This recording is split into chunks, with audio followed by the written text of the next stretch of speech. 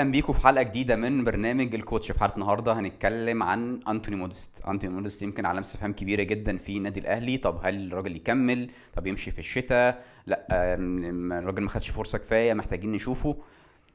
اعمل سبسكرايب للشانل واعمل لايك ويلا بينا نشوف انتوني مودست.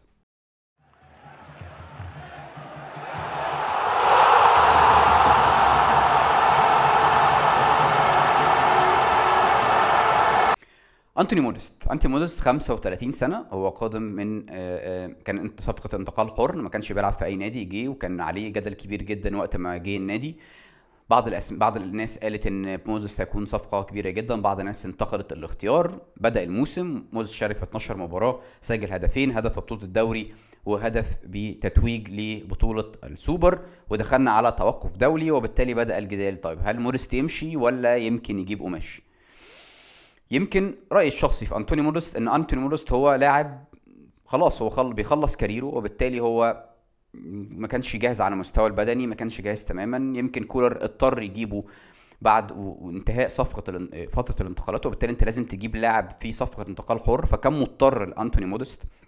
وده له اسباب كتير يعني لا داعي لذكرها، بقى ليها علاقه بلجنه الكوره، وبقالنا 5 سنين او 6 سنين بنلاقي الاهلي بيدور على مهاجم ومش بيلاقي مهاجم جيد، وبالتالي ده كان الاختيار اللي موجود وقتها. الاختيار جه، بدأ يلعب، ودلوقتي احنا فترة انتقالات، داخلين على فترة انتقالات. طيب هل الاهلي يجيب لاعب ولا يخلي مودست؟ رأيي الشخصي اذا الاهلي هيجيب مهاجم محلي جيد من المهاجمين المحليين الجيدين، سواء محمد امين اوفا او مروان حمدي او اي اسم من الاسماء المحلية، وبالتالي ممكن يبقى على مودست 6 شهور كمان، خاصة ان مودست كان الاختيار الرئيسي للاهلي عشان كاس العالم للانديه، وبطوله كاس العالم للانديه انتهت، وبالتالي انت مكمل في دوري ابطال افريقيا ومكمل في بطولات المحليه. الاسماء اللي موجوده حاليا في الاهلي تقدر تكفيك في البطولات المحليه.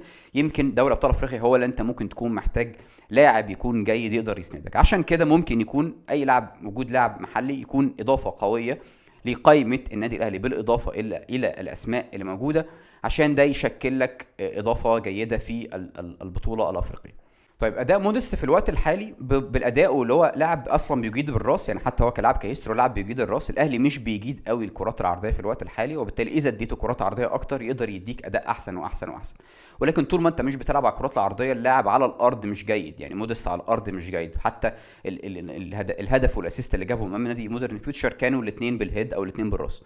وبالتالي انت ككولر لازم تغير استراتيجيتك وتلعب على الكرات العرضيه لو انت هتعتمد على مودست كراس حربة موجود. طيب لو انت هتجيب حد محلي زي ما قلت يسند مع مودست، وبالتالي ممكن تخلي مودست موجود. لو هتجيب اسم جيد يقدر يسند معاك سواء كان فوق السن او تحت السن، ساعتها ممكن تستغني عن مودست، ولكن وضعا في الاعتبار ان مودست كده كده هياخد بقيه عقده بالكامل، ان هو عقده سنوي، وبالتالي هياخد بقيه عقده بالكامل. فانت كنادي اهلي انت كده كده دافع الفلوس في اللاعب، فانت عشان تجيب حد لازم يكون حد بروفن، ثابت ان هو او اثبت اوريدي انه لاعب تقيل، عشان تاخده تطلع مودست كده وتنزل ده مكان.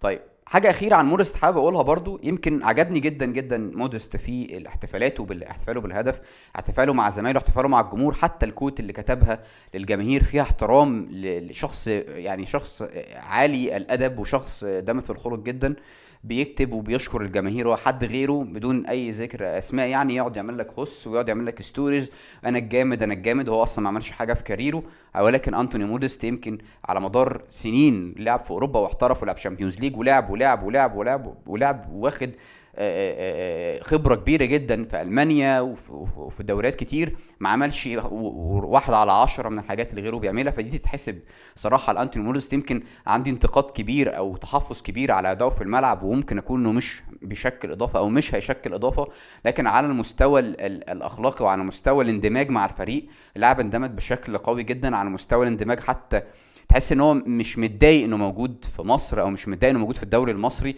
بالعكس هو عايز يسجل وعايز يعمل حاجه وعايز يحقق حاجه. ممكن يعني جسمانيا او خلاص اللي انت خلاص بتوصل للبيك في كاريرك ما يسعفوش انه يعمل ده، ولكن انا متاكد ان عنده الرغبه لده. هل هيقدر يعملها او لا دي ترجع بقى للاعب نفسه، ولكن كان وجب الكلام على نقطة الاندماج ونقطة الجزء الاحترام اللاعبين واحترام الجمهور اللي ممكن ما تشوفوش من لعيبة تانية. لو عجبكم الفيديو اعملوا لايك وسبسكرايب واعملوا شير عشان يوصل عدد اكبر من الناس. اشوفكم في حلقة جاية. السلام عليكم.